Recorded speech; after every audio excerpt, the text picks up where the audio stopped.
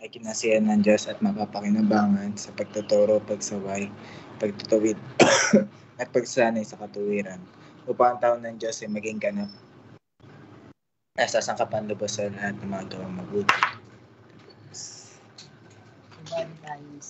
Ano yun? John 3:21. Subalit ang bumagawa ng katotohanan ay lumalapit sa ilaw upang malinaw na maihayag na ang kanyang mga gawa ay naayon sa Diyos. John 3:16. Sapagkat gayon na lamang ang pag-ibig ng Diyos sa sanlibutan ay binigay niya ang kanyang tanging anak na kung sino mang sa kanya ay sumampalataya ay huwag mapahamak kundi magkaroon ng buhay na walang hanggan.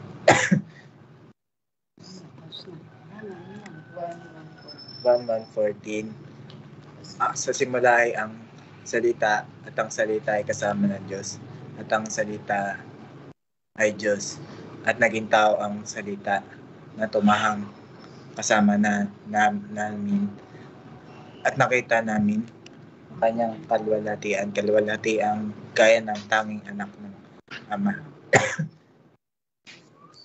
Puspos ng biyaya at katotohanan. Roman 8:9.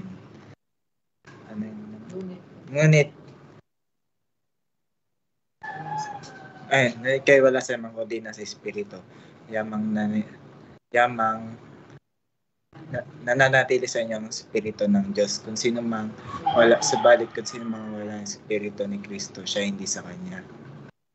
First Peter 5:8. Magpakatinotak kayo, magbantay kayo, ang jablo na inyong kaaway ay tulad ng leong gumagala at umuungal na naghanap ng kanyang malalaki. Na umahanap ng kanyang malalaki. Okay, thank you. Sige, sino ba po? Pwede pa isa.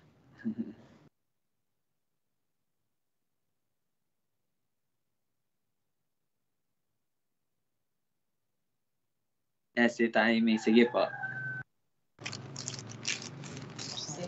2 Timothy 16:17.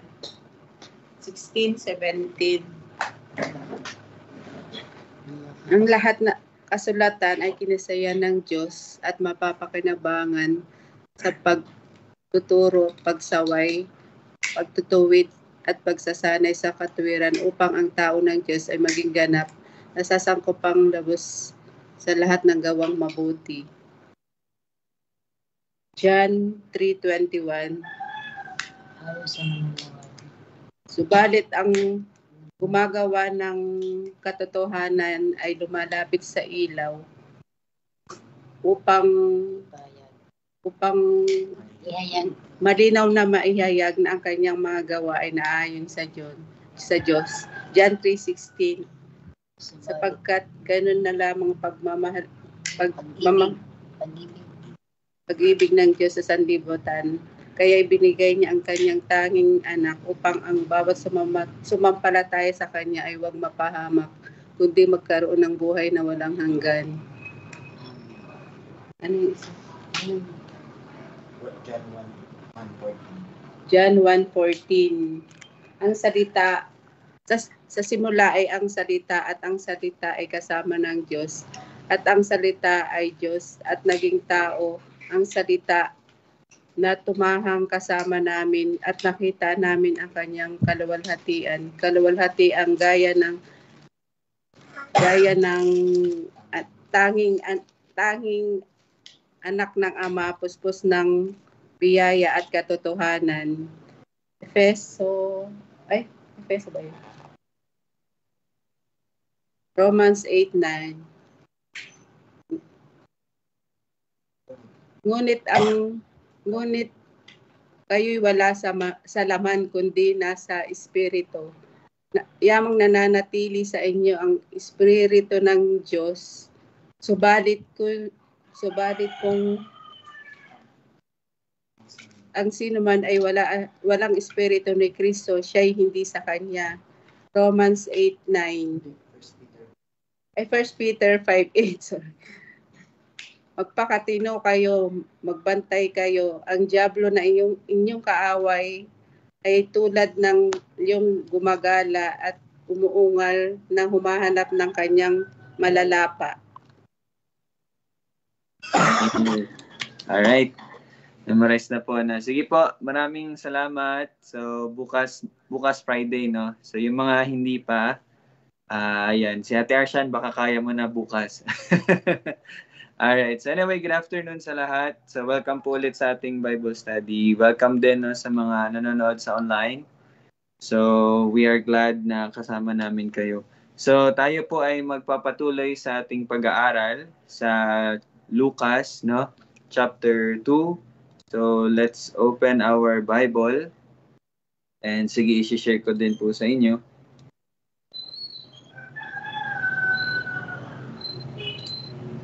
Okay. So, magsisimula po tayo sa verse 8. At siguro, basahin muli natin yung 8 kahit hanggang 14 po muna. Para lang magkaroon tayo ulit ng overview, no? Sige. So, would like to request, sige Dad, pakibasa Dad yung 8 to 14.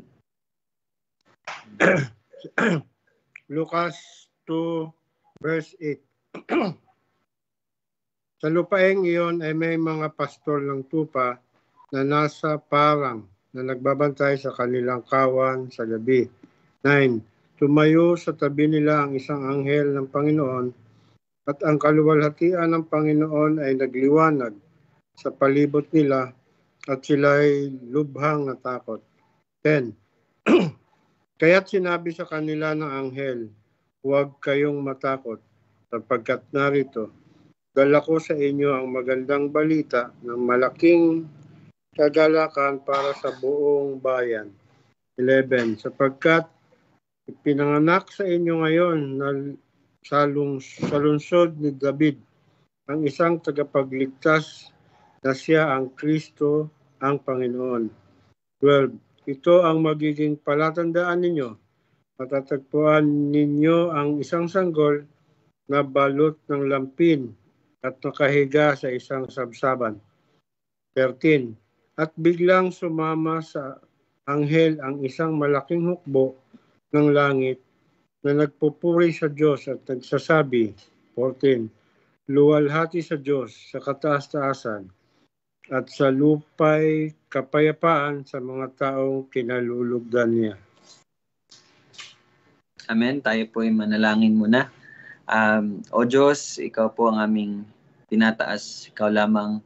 At maraming salamat po, Panginoon, sa iyong awa, sa iyong habag at sa iyong pag-ibig, sa biyaya na ipinagkaloob mo po sa amin, ang kaligtasan sa pamagitan ng pananampalataya, sa pamagitan ng kamatayan at pagkabuhay muli ng iyong anak na si Jesucristo. O Diyos, salamat dahil ngayon ay inaaral namin at inaalala muli ang pagdadating at kapanganakan ng iyong anak dito sa mundo upang maging tagapagligtas ng lahat ng iyong mga inililigtas. Ikaw lamang, O Diyos, ang purihin at kami po ay patuloy na humihingi ng gabay mo at karunungan na nagmumula sa iyo at palakasin mo po at patuloy mo pong bigyan ng aming mga puso ng labis na pagkasabik at labis na pagkauhaw sa iyong salita at malaman ang iyong kalooban na siyang ipapamuhay ng iyong mga anak. Maraming salamat, Panginoon. Ito ang aming panalangin sa pangalan ni Jesus. Amen. Okay. So, balik tayo sa verse 8. Okay, so, yes, kahapon po, no, ito pong ating napag-usapan. Yung mga pastol, yun, nagpakita po sa mga pastol itong isang anghel, no? And kanina, parang narinig ko si Jamie, may nabasa siya patungkol sa mga pastol. So, masishare mo ba yon, Jamie? So, parang, sige ikaw. yung about sa shepherds.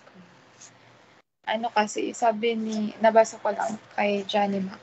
Sabi niya na, yung mga shepherds daw dati, sila yung mga low profession, kumbaga. Na, ayun, kumbaga, ano sila, yung parang walang pakinabang, ganun dati. Parang inaano sila ng mga Fariseo or ng matataas na, ano talaga, mababa sila. Pero, ayun nga, makikita pa rin doon na sila yung hinayagan ng Lord. Pinakita din doon na sila yung doon binigay yung announcement din na pinanganak na yung Messiah. Okay, yan, no? So one thing na matututunan natin is yung talaga, lagi na po itong tema, no, na pinapakita talaga sa atin, pati sa mga sulat po ni Pablo. Natatandaan ko sa mga pag-aaral natin, sa mga sulat niya sa mga taga-Korinto, di ba may nabanggit siya na yun talagang ginagamit ng Panginoon, no? Yung mga mabababa, yung mga walang halaga sa mata at sa lipunan na nandito sa mundo, yun ang ginagamit ng Panginoon upang may pakita ang kanyang kaluwalhatian at upang talaga mapahiya yung mga nagmamataas at mga nagmamalaki, kumbaga. And so napaka-evident even sa kapanganakan ng ating Panginoon na napaka yung term na ginamit nga ni Kuya sa prayer niya, yung humiliation ba, no? Ano ba yan sa Tagalog? Yung talaga, ano ba sa Tagalog, tol? Humiliation.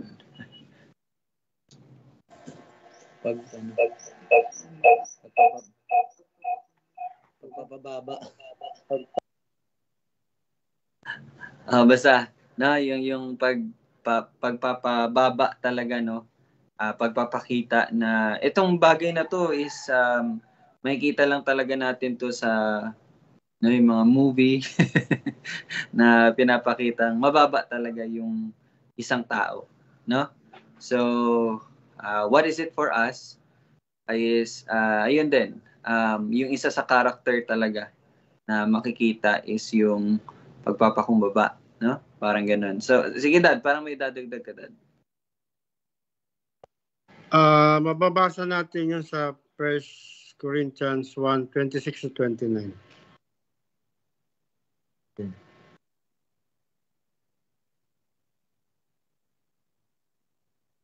Ito ba, Dad? Okay. 26-29. Yes, no? Sapagkat tingnan ninyo ang inyong pagkatawag, mga kapatid, kakaunti sa inyo ang matatalino ayon sa pamantayan ng tao. Hindi marami ang makapangyarihan, hindi marami ang isinilang na marangal. No? Kundi pinili ng Diyos ang mga bagay na kahangalan sa sanlibutan upang kanyang hiyain ng matatalino. Pinili ng Diyos ang mga bagay na mahihina sa sanlibutan upang kanyang hiyain ang malalakas. Pinili ng Diyos ang mga bagay na mababa at hinahamak sa sanlibutan, maging ang mga bagay na walang halaga upang pawalang saysay ang mga bagay na mahalaga, upang walang sino man ang magbalaki sa harapan ng Diyos. So again, ang parang binabanggit ko lang po dito is yung common na tema na pinapakita sa atin ng Panginoon, no? So yun po, mga pastol, ito yung parang unang mga saksi talaga, no, ng kapanganakan ng ating Panginoon. So, verse 9, ayun, nabanggit natin dito yung kaluwalhatian ng Panginoon at yung naging reaction po, no, ng mga ng mga pastol nung nakita nila, nagpakita ang anghel. Yes, natakot sila dahil may isang anghel, pero lalo na doon yung nakita nila ang kaluwalhatian ng Panginoon. And so kahapon nabanggit po natin yung Shekinah glory na tinatawag. Sa totoo lang, hindi po ako nakapag-aral patungkol doon kasi nagpo-focus ako para sa Sunday. Medyo mahirap din talaga yung sa Sunday kasi patungkol yun sa propesiya, no? Patungkol sa end times, patungkol sa Messianic Kingdom. So, napakaano din talaga. Pero anyway, yung Shekinah glory is natatanging ano talaga to? Natatanging pagpapakita ng kaluwalhatian na nasa Diyos lamang. So again, hindi ko po na-review pero may mga narinig ako din na sinasabi si Jamie kanina or mamaya baka may dagdag din si Kuya. Pero yun, yung sinasabi mo kanina, Jamie, na ano, baka maano mo lang, ma-share mo lang kahit yung maliliit na detalye.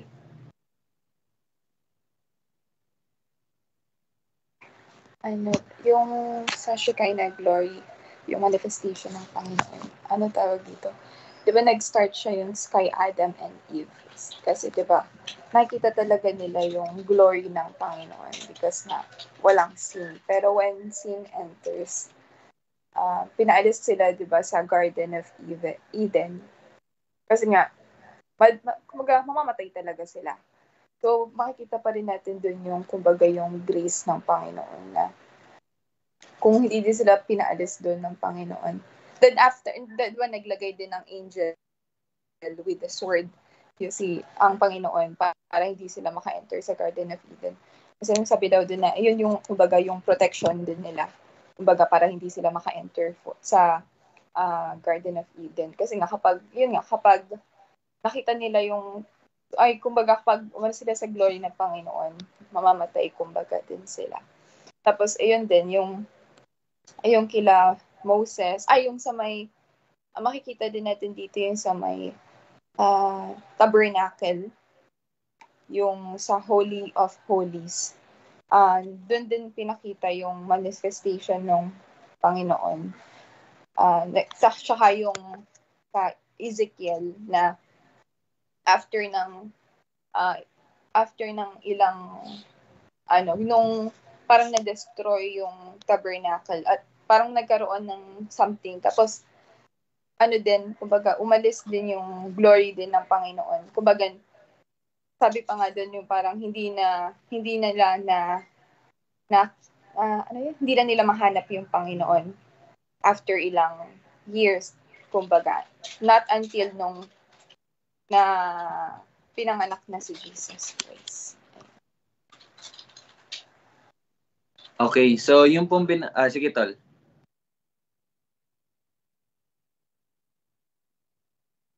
Okay, yung Shekinah nag-research lang ako sa Google. So yung Shekinah galing siya sa Hebreo. Yung Hebreo na yon Shakan. Ang ibig sabihin nun sa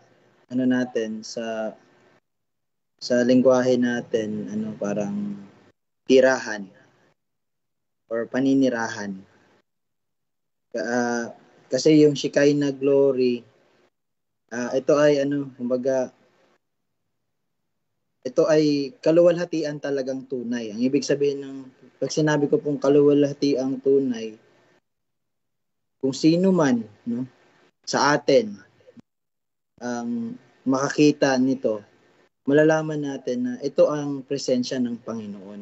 Hindi ito basta lamang presensya na parang meron ka lang nakikitang kababalaghan. Ito ay pagpapakita talaga ng Panginoon. Kumbaga, ang Panginoon po ay intentionally, may intention siya na sabihin sa iyo na itong kaharap mo, itong nananahan doon sa tabernakulo sa Exodo, yung sa last chapters ng Exodo, alam nila na ang Panginoon ay nanahan doon sa tabernacle. Though alam naman natin na hindi natin kayang ilagay sa isang lugar ang Panginoon sapagkat alam natin sa theology po natin na God is yung omni attributes niya. Hindi mo siya mako-contain. Time, space, matter, hindi mo siya mako-contain. So, yun lang yung naano ko sa Shekinah nung binasa ko sa Google. So, Google lang po, no? So ibig sabihin yun nga yung tinatawag na Shekinah glory is napaka-distinct po talaga. No, distinct ibig sabihin once nakita yun nga sinabi nga ni Kuya na pagpapakita yun na yun talaga yung presensya ng Panginoon.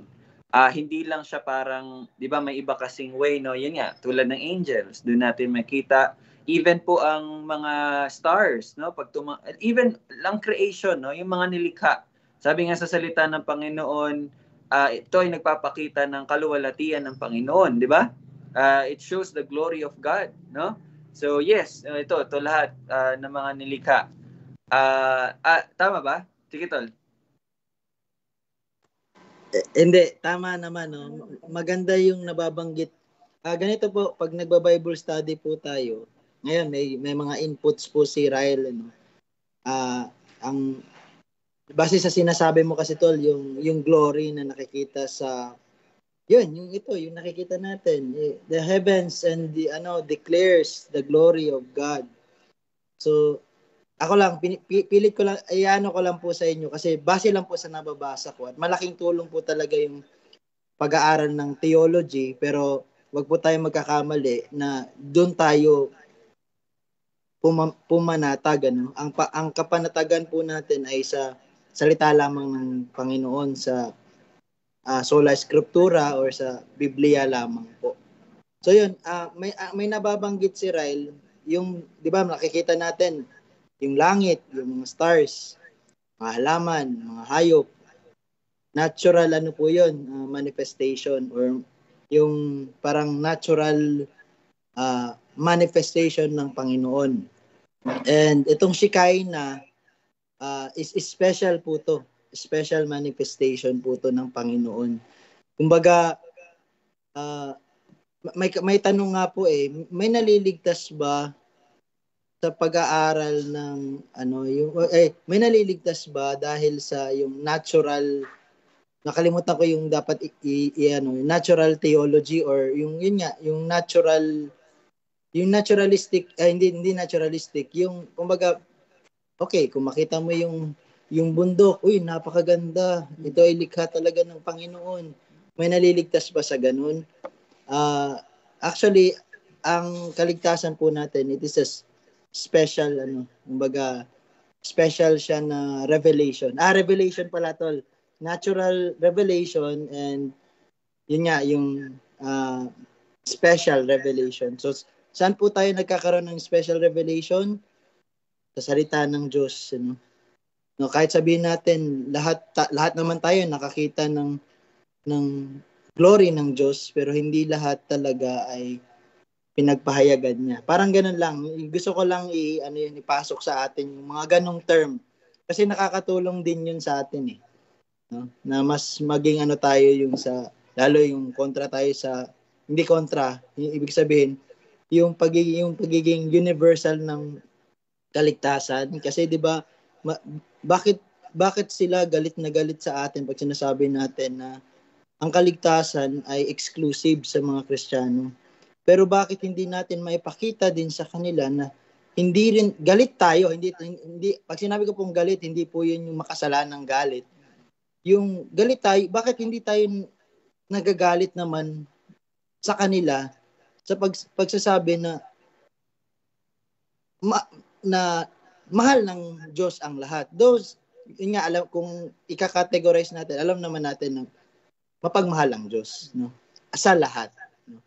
Pero yung sabi nga ni R.C. Sproul, yung complacency, ang ibig po kasi yung sabihin ng complacency is yung own satisfaction ng Panginoon. Yung ano yung satisfying sa kanya, ano yung will niya. 'Di ba? Kung iano natin yung sa lengguwahe natin, 'di ba? Yung preferensya ko ay hindi katulad ng preference mo. So, bakit mo ipapasok yung preference ng tao na dapat kung Diyos siya, dapat lahat pinili niya, no? Hindi po ganun. So, yun lang, naipasok ko lamang po. Actually, tol, nitong nakarang dalawang gabi, meron akong parang nakaka-exchange ng comment sa Facebook. Ewan ko kung bakit napasok ako dun sa grupo na yun. About siya sa apologetic. Ngayon, ayun, may parang naka-exchange lang ako ng comments. Armenian siya. And then, parang naging debate namin is yun nga, kung ano bang nauuna. Maniwala ka muna bago ka magkaroon ng buhay, makatanggap ng banal na espiritu, ganyan. Then, syempre, yun nga, yung stand natin, which is yung we believe na ano talaga yung biblical view is nauna talaga ang pagbibigay buhay, regeneration, nauna yung pagbabautismo ng espiritu sa atin, no? Yung pagtanggap natin ng espiritu, bago yung kumbaga tinatawag na maniwala tayo. Pero again, in the human view, sa human view, yun ang nangyayari talaga. Yun yung order.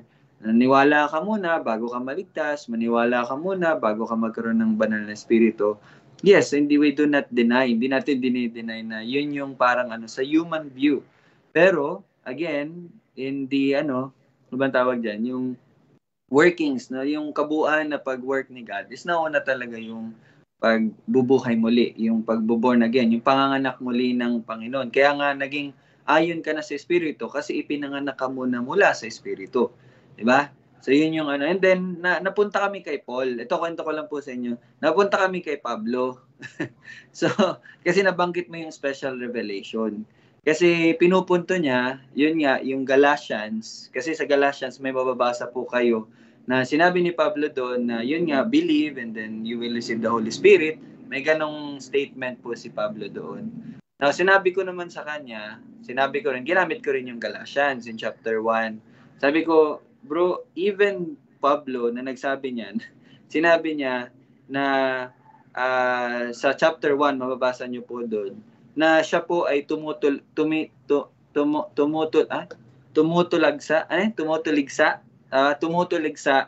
sa mga mananampalataya. Sabi niya, ngunit, yun nga, dahil po sa grasya ng Diyos na pumili sa kanya, sabi po ni Pablo to sa chapter 1, na pumili sa kanya even nung nasa sinapupunan pa lang siya, upang yun nga, maging apostol, no, para sa mga hentil, no, parang gano'n ang wording si Pablo. Ipinahayag niya ang Panginoong Hesukristo sa kanya. Then ang sabi ko, dito natin makita na si Pablo, ang tinutuligsa niya is yung mga naghahayag ng magandang balita, yung gospel ba, no? The gospel of Jesus Christ. Yun yung tinutulugsa ni Pablo. So, sabi ko sa kanya, how come na mananiwala muna si Pablo bago siya nabuhay muli or bago siya naging mananampalataya? And then yung pinoint out ko sa kanya, it's because nagkaroon siya ng special revelation. Diba? Without the special revelation of God, na yun nga, ipinahayag niya ang Panginoong Hesukristo. Diba? Yung nangyari po sa Damascus. Diba? Si Pablo is papunta siya sa Damascus para nga po patayin yung mga mananampalataya ng Panginoong Hesukristo. Para patayin yung mga nananampalataya, no? Tapos, dahil doon, nung habang papunta po siya doon, yun nga, doon niya nakita ang Panginoong Jesus. So, ang sabi ko, parang pinupunto ko sa kanya, yun nga, sinabi ni Kuya kanina, without the special revelation from God, no? Kung wala po talaga yung paghahayag ng Panginoon sa bawat isa, hindi po talaga natin matatanggap or maniniwala, no, doon sa magandang balita, no? So yun po, binabanggit dito is yun nga, yung nakita rin dito sa verse 9, no, ng Lucas chapter 2, is yun po yung nakita nila, no, yung specific talaga, yung special revelation. So I believe na itong mga pastol na ito ay mga iniligtas talaga ng Panginoon, no? Itong mga una nakita dito, no, mga iniligtas to ng Panginoon. Nakita nila ang kaluwalhatian ng Panginoon at titingnan natin kung ano po yung sunod na nangyari. So patuloy na tayo sa verse 10. Now sabi dito, kaya't sinabi sa kanila ng anghel, huwag kayong matakot. So napaka normal na mga sinasabi ng anghel, no? Huwag kayong matakot. Okay? Unang talaga, bungad talaga yan sa mga statements nila. Sapagkat narito, dala ko sa inyo ang magandang balita ng malaking kagalakan para sa buong bayan. So, ito yung dala, yung good news, no, na tinatawag. Sige po, anyone po, no, na makakapag-share ng kanilang napag-aralan sa verse 10.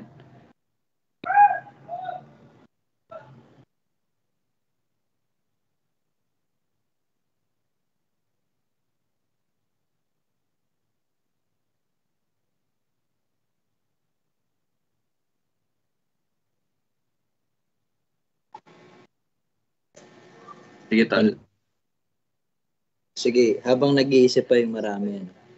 So, dito, parang ang nai-highlight ko lang rin nung nabasa ko tong verse 10. Yung malaking kagalakan para sa buong bayan. Tapos, sa pagta-translate kasi sa NASB, ganito po ang pagkaka-translate sa kanya. Ang sabi po dito, yung good news po daw ay, it is a great joy which will be for all the people. For all the people. Kung dito babasahin po natin, parang yung bayan lang ng Israel. Pero base lang rin sa pagkakaintindi ko at base kasi dun sa pagbabasa ko dun sa translation ng New American, ito talaga ay para sa lahat. Kumbaga dito na nagsisimula na pinapahayag sa atin, bagaman hindi pahayag siguro nung mga panahong ito sa kanila, no? Ito ang kumbaga panimula ng pagpapahayag ng Panginoon. Kaya nga po, yung revelation po talaga ng Panginoon, though tapos na po lahat, no? It was already revealed, pero tayo po ay patuloy na atin pong ina-unveil, kumbaga, no? So, habang tayo po ay nag-aaral, dito po kumbaga yung ating kaalaman tungkol sa Panginoon. Kaya wag po tayong panghinaan sa pag-aaral talaga ng salita ng Diyos. So, yun. Ito ay para sa buong bayan. Ibig sabihin, lahat ng mga tao, all the people, itong magandang balita ay inihayag para sa lahat. No? At yun, often, ginagamit rin to ng mga Armenians para ipakita talaga na para talaga sa lahat. Ikaw na lang talaga ang pipili kung maliligtas ka o hindi. Which is, yun nga, yung debate na yun, tol, hindi yun aksidente. Actually, ito ay kumbaga, every time na meron tayong nakaka-debate, no, basta wag lang sasabog yung utak natin sa mga kaalaman. No? Kumbaga, lagi nating iisipin na tayo rin noon, ganun din ang view natin no? Yung view natin is temporal. Ang ibig ko pong sabihin, bound by yung fallen nature natin, bound by time, no? Kung ano lang talaga tayo. Pero you see, ang Panginoon po, pinakita niya sa atin, pinasilip niya sa atin. What is the logical view? Not just the temporal o yung time-bounded. What is the logical? Ano talaga yung, kumbaga, pag sinabi ko, ngayon ko lamang po talaga na tunay na nauunawaan yung word na logic.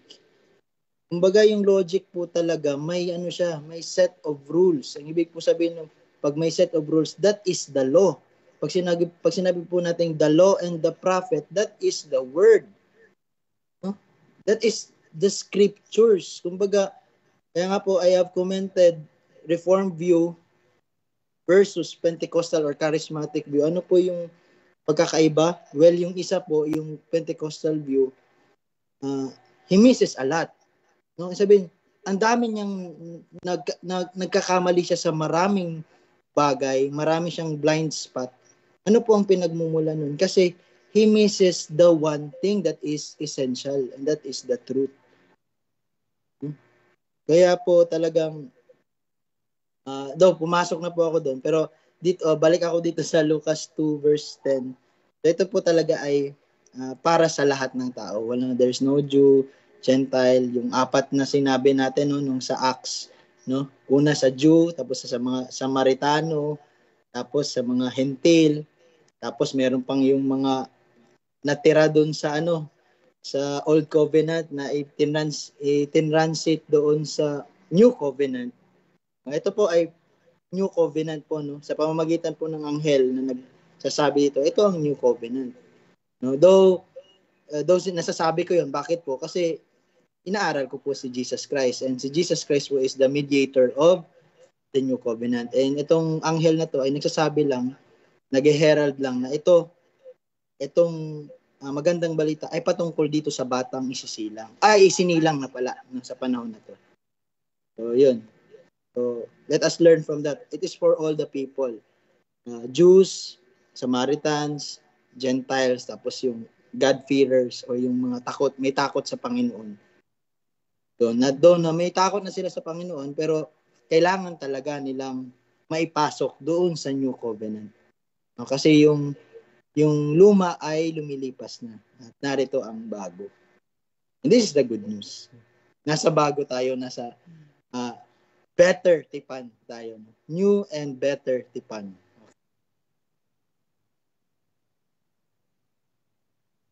Amen, no?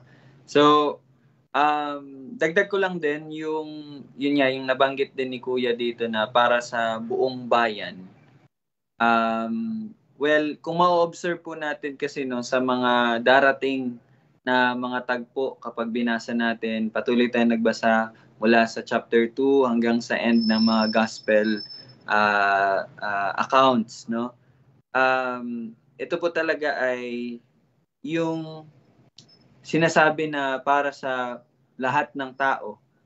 Ano talaga siya? Yung wala na po talagang boundaries, no? Wala nang boundaries na para sa mga Hudyo lamang. Okay? Kasi nga po, 'di ba, in-highlight din ko po nung last Sunday, galit sila sa mga taga Samaria, even galit sila sa mga Hentil. Bakit? Ano po yung pinakapunot dulo ng galit nila or pagkamuhi nila? Kung hindi man galit, but yung pagkamuhi nila doon sa mga taga Samaria at yung mga Hentil is because yun nga po yung kaalaman sa tunay na Diyos, no? Yung mga Hentil, hindi sila sumasamba sa tunay na Diyos. Ang mga taga Samaria, sila po'y sumamba sa mga Diyos-Diyosan. Pinili nila na sumamba dahil nga po sa pakikipag-asawa nila sa mga Hentil. Okay? Now, pero doon po doon sa binabasa natin, pinapag-aralan natin sa Acts, yung doon natin makita yung tinatawag na bagong tipan. And ngayon naman, ngayong darating na linggo, meron naman pa tayong bagong salita, yung New Age na tinatawag. Well, hindi naman siya iba doon sa bagong tipan. Parang ano lang talaga, yung bagong yugto, yung huli, actually ito na yung huli, at yung bagong yugto talaga ng redemptive plan ni God. Kasi nga po, 'di ba, mula po nung una, doon pa lang sa Genesis, no? Doon na inihayag ang darating na Mesiya, no? Yung tagapagligtas. So, nandun yung timeline na kay Noah, then dumating sa timeline ni Abraham, dumating naman yung timeline ni David, yung tinatawag natin na Noahic, Abrahamic, and Davidic na mga age. Ngayon naman, itong sinabi dito, itong inihayag dito ng anghel, no? Ito na yung tinatawag natin na New Age o yung tinatawag na Messianic Age na tinatawag kumbaga. We are in the New Covenant, no? New Age, the Messianic Age, no? And dito natin nakita na itong kaligtasan talaga, which is ito medyo nakukuha na natin yung term, yung magandang balita, no? O yung ebanghelyo is ano talaga siya? Beyond boundaries ng mga Hudyo, no? Which includes mga Samaritano and the Gentile and the rest of the world. Yung lahat ng tao talaga in that sense, no? And again, hindi siya masasabi na sa lahat ng individual na mga tao. Kasi tingnan niyo po yung description niya dito, no? Dala ko sa inyo ang magandang balita ng malaking kagalakan. You see? Ito pong phrase na malaking kagalakan. Ito yung magpapatunay na hindi talaga siya para sa lahat ng individual na tao. Okay? Bakit po? Kasi po kung atin pong babasahin sa New Testament, marami po ang hindi tumanggap, no? Marami ang ayaw dito sa balitang ito, no? Marami po ang ikinamuhi ito, no? Itong magandang balitang ito, at marami po ang mga inuusig na mga tao na naghahayag nito. So, which is, 'di ba? Napaka-contradictory po sa sinabi na itong magandang balitang itong malaking kagalakan para sa lahat. And yes, hindi po siya naging kagalakan sa literal na lahat ng individual na tao, no? But mamaya mababasa natin sino yung mga naging sino ba yung mga napuno ng kagalakan nung itong magandang balita ay patuloy na naihayag. So yan po ang ating makita mamaya-maya, no, sa ating pagpapatuloy. So, alright. And kayo po ba, okay po ba kayo? I mean, we're talking about the good news, no? Yung magandang balita. Natutuwa po ba kayo? Bakit para pong ang bigat-bigat ata ng mga... Hindi, ano lang naman. I mean, di ba, parang we're talking about the good news, no? Pero hindi ko naman sinasabi na dapat nalalala talaga tayo lahat. Pero it's a reminder po, mga kapatid, no? It's a reminder for us, no? Sabi nga ni, sino ba nagsabi nun sa, narinig ko lang din na preaching, I think si R.C. Sproul ata. Sabi niya, kailangan talaga natin araw-araw i-remind yung self natin, no? Si R.C. Paul Washer ata, ng magandang balita, no? Nakalimutan ko lang yung thought na gusto niyang yan doon. Pero ang natandaan ko is yung always remind yourself of the gospel, no? Lagi niyong tandaan yung magandang balita, yung pagliligtas ng Panginoon, na kasi ang reason pala nun is baka po kasi dumating yung Alistair Begg. Yung pinitch niya po yung The Man on the Cross, no? Sabi niya, kailangan talaga natin laging paalala sa mga sarili natin yung magandang balita. Why? Kasi napakaliit lang po talaga nung line na minsan, no, nagiging doon tayo na nagiging dependent sa mga ginagawa natin, no? Hindi natin namamalayan. Minsan baka ang nagiging assurance natin is nag-a-attend ako ng Bible study araw-araw. Naintindihan niyo po ba ako? Baka yung mga pagtulong natin, yung pag-aaral natin ng salita is baka doon po tayo hindi natin namamalayan, nagiging tiyak tayo, or yung assurance natin is nahulog doon. But always remind yourself na hindi, no? Hindi talaga sa mga bagay na yun, but only in that person in the middle of the cross, and that is Jesus Christ, no? So yun pala yung natandaan ko doon. Okay? So yun po, huwag po kayong matakot. Ito po ang magandang balita, no? So anyone, baka po may dagdag po sa verse 10.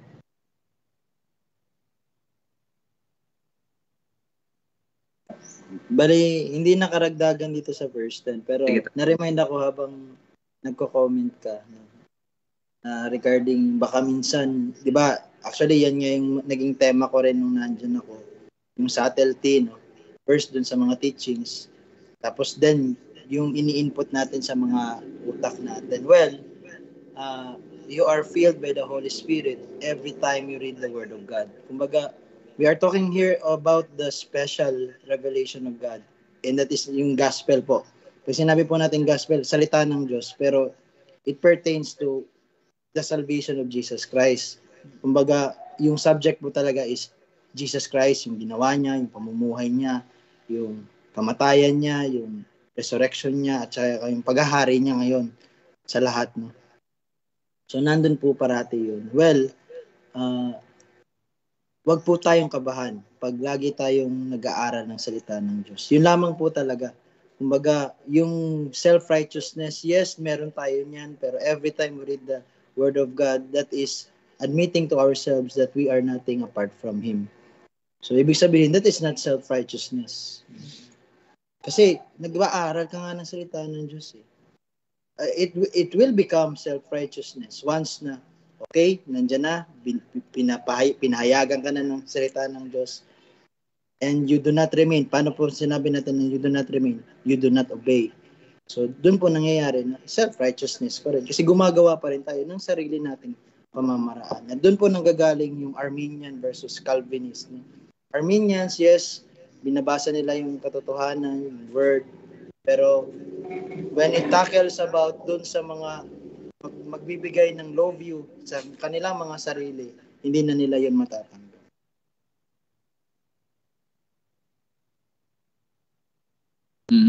So yung ano talaga, no, yung submission na pagpapasakop talaga na nakikita, no, yung resulta talaga is yung obedience, no, yung walang pagdadagdag, hindi yung maghanap ka pa ng sarili mong pamamaraan, no?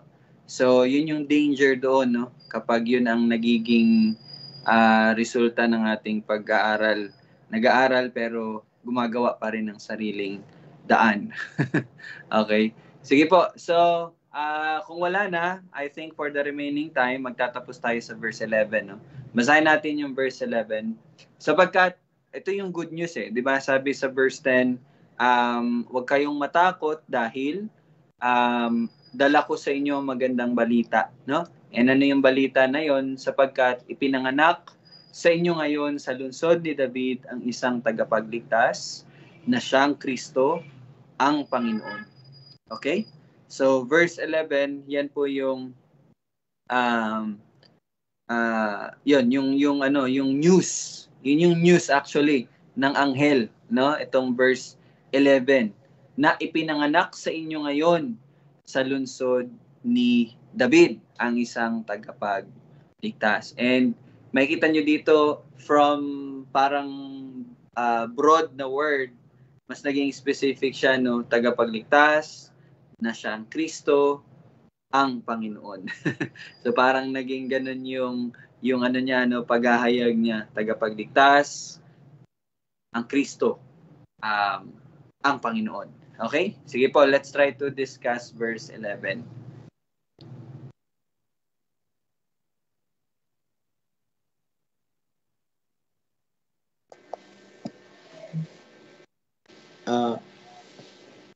Habang pinag-aaralan ko lang to, no, kung wala pang magre-raise ng hand. Habang pinag-aaralan ko po to, yung bigla lang talagang na-remind sa isipan ko is yung hindi ko nga siya ma-point kung saan ko siya nabasa, pero alam ko sa salita pa rin ng Diyos. Yung ang Panginoong Jesucristo po ay tawag dito. Siya ay yung puno at siya rin yung bunga ni David. Parang ganun po ba? The root and the seed of David. Ibig sabihin, the descendant of David. And kanina, yun, hinanap ko na talaga siya sa So, Lucas 2:11. So, yung parallel, ay yung reading na nakita ko po sa Old Testament is Isaiah 11 naman, verse 1. So, ang sabi po doon, mas maganda kung sa Tagalog. Yun. May usbong na lalabas mula sa tuod ni Jesse, yun po yung father ni David. At sisibol ang isang sanga mula sa kanyang mga ugat. So, yun po, na-remind lang po talaga ako. So, doon sa verse na Lucas 2:11. Kumbaga, you see how, kumbaga, napakadami po talagang connections. Actually, hindi napakadami connection kasi interrelated po lahat. So, gumaga, pinapakita lang talaga na yung salita ng Panginoon, the totality of it is Jesus Christ. And may mas maganda pang reading, mas maganda, no? Kasi paano po yan, from glory to glory, lahat maganda. So, sa Revelations naman po, yan sa Isaiah 11, yung prophecy. Ito, prophecy ulit, pero manggagaling na to sa mismong bibig nung nung propesya. At yun yung nasa Revelations. Teka lang tol. Sinulat ko yung kanina eh. Revelations 22:16. 22:16. Revelations 22:16 po. So ayun. Akong si Jesus. Ito na po. Ito na po yung propesya ni Isaiah. Ito mismo sa bibig ng Panginoong Jesus. Akong si Jesus ay nagsugo ng aking anghel upang sa inyo'y magpatotoo. No? So you see, ano po yung nangyayari dito? Sa Lucas na binabasa natin, ano ang ginamit ng Panginoon? Anghel. Ng mga bagay na ito sa mga iglesia. So saan po binigay? Sa lahat ng mga tao, sa mga iglesia. Ibig sabihin, ang iglesia, ito, nabasa ko lang rin po sa ecclesiology na inaaral ko po ngayon. The Church of Christ is one, holy, apostolic, and one, holy, Catholic, apostolic. So yun, binabanggit ko lamang po yan kasi para yun po yung nadadagdagan po tayo, maalala natin, may sinabi si Jello, ganito, ganyan. No? So ganito po yung nangyayari pag nagmi-meet po ang mga brethren, no? Nagbibigayan. Bigay. Kasi sa pagbibigay, ikaw rin ang nakaka-receive. Lahat po na sinasabi ko, ako rin po ang nakaka-receive. Ako rin po ang nakikinabang. No? Parang ganun po. So, again, napakaganda pong basahin itong Apocalypse 22:16. Akong si Jesus ay nagsugo ng aking anghel upang sa inyo'y magpatotoo ng mga bagay na ito sa mga iglesia, sa lahat ng tao. No? Binaano ko lamang po. Ako ang ugat at ang supling ni David, ang maningning na tala sa umaga. The bright and morning star. Kaya nga po, di ba, ano yung kinakanta natin? Yung bagong Beautiful Savior, napakaganda po. Tapos meron pa nag-comment, uy, bakit, Star of the Morning, bakit si Lucifer po yan, no? Yun po talaga ang mangyayari, no? Kapag hindi mo po kilala, hindi mo po alam ang salita ng Diyos. So, Star of the Morning, ibig po sabihin yan, hari. Hari po ang ibig sabihin yan. Hindi po yan, it does not pertain, though it pertains, at sinabi nga sa salita ng Diyos na, Star of the Morning, di ba? Parang yung nahulog ka, parang lightning, no? Na nahulog sa lupa. Pero again, though ako, hindi ko po talaga yan naaral, pero from my understanding now, hindi po talaga yan about kay Lucifer, no? Per se. Maybe it talks about yung hari basta hari siya na basta yun. Aralin ko pa rin po. Pero dito pinapakita po natin na si Jesus po talaga ay supling ni David. Ibig po sabihin na siya ay galing sa linya ng mga hari. At bagaman siya ay supling, siya ay ugat. Di ba? Ugat. Siya ang pinag-ugatan ng lahat ng ito. Kaya may linya ng hari kasi siya yun. Hari siya eh. Doon siya manggagaling at siya ang pinagmulan nito. So you see, napakaano po talaga ng Panginoon. Kumbaga, hindi natin siya maintindihan. No? Pero naiintindihan natin siya dahil nga, sabi nga kanina yung word, no? Humiliation. No? Para sa mga mabababa, siya ay nagpakababa. Para saan? Para maging senyales sa atin.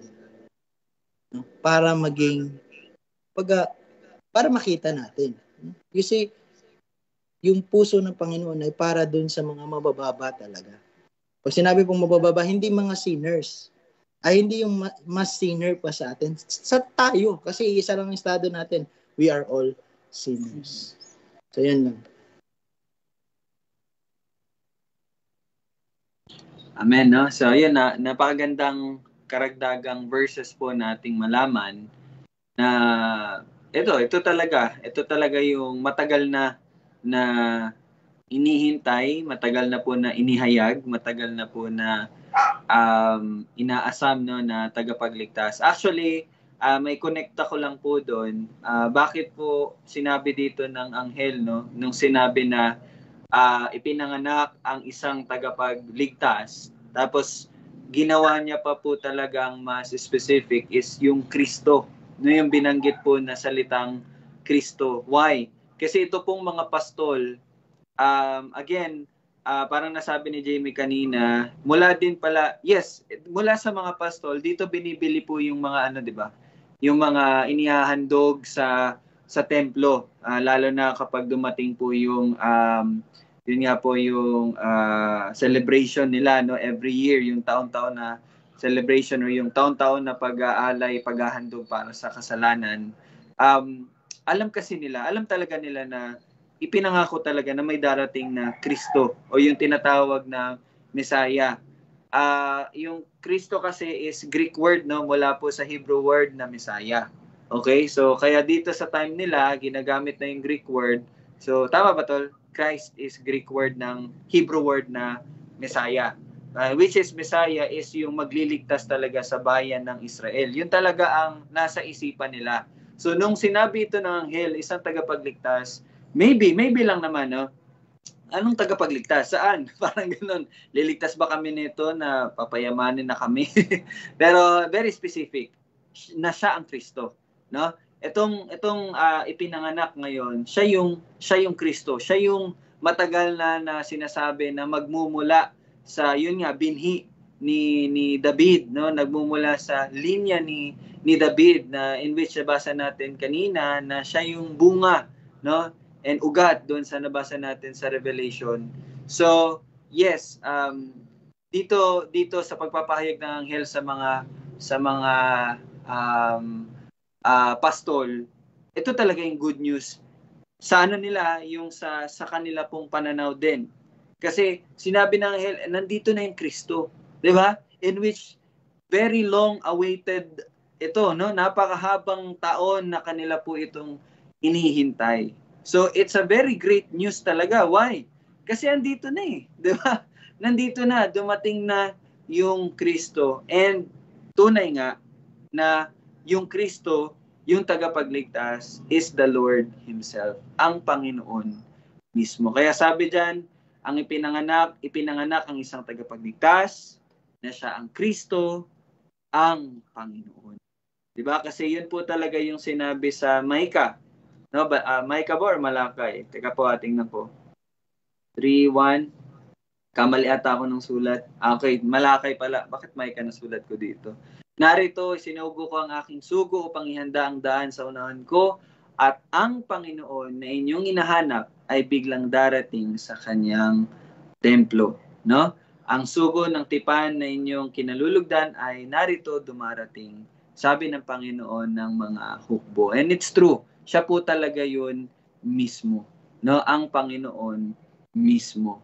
So if anyone would say that si Kristo ay isa lamang pong, or si Jesus, kasi Kristo is ano po yan, title. Kung si Jesus na siyang Kristo ay nilikha lamang or tanging parang higher ano lang po sa atin, well again, itong mga binabasa natin yan clearly states na siya po ay Panginoon, siya po ang Panginoon, siya ang Kristo, ang tagapagligtas, si Jesus. Very clear po sa salita ng ating Panginoon. Okay? So, hindi na po talaga tayo malilinlang sa ganun pong mga pag-iisip. No? So, salamat sa Panginoon dahil inihayag niya ito sa atin. Okay? So, dito lang po muna siguro tayo magtatapos, no? Atol, baka may last words ka kasi nabanggit ko yun. Ayun, nung pinakita mo sa akin yung Malakay 3:1, makikita po natin, no, yung Panginoon doon ay Hindi katulad ng Panginoon doon sa pagkakatala naman sa Lucas 2:11.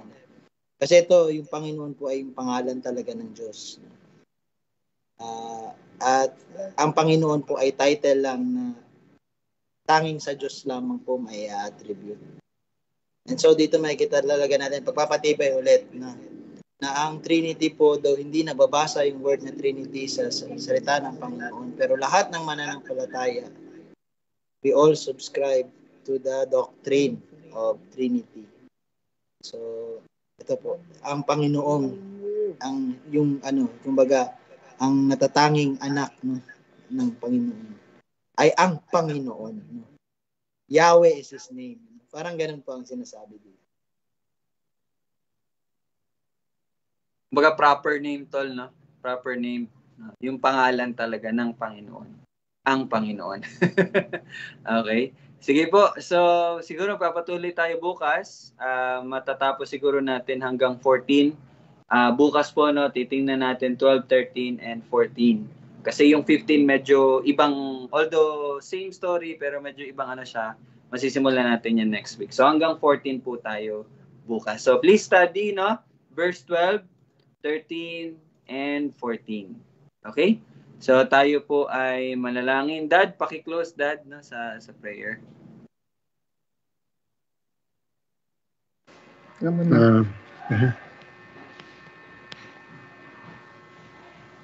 Okay, let us pray.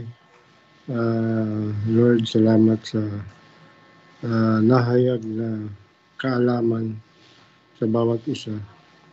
Ito ay patuloy na magkakaroon kami ng kagalakan. Patuloy namin lalo namin nakikilala. Lalo kami napapalapit sa iyo. At ito ay tanging kagagawan mo lamang. Lord, salamat sa buhay ng bawat isa na binigyan nyo ng puso na hinahanap ka. Salamat, Panginoon. Ito ang aming panalangin sa ngalan ni Jesus. Amen. Amen. Thank you po. See you po sa lahat next bukas po. Bye-bye. God bless. Thank you. Thank you.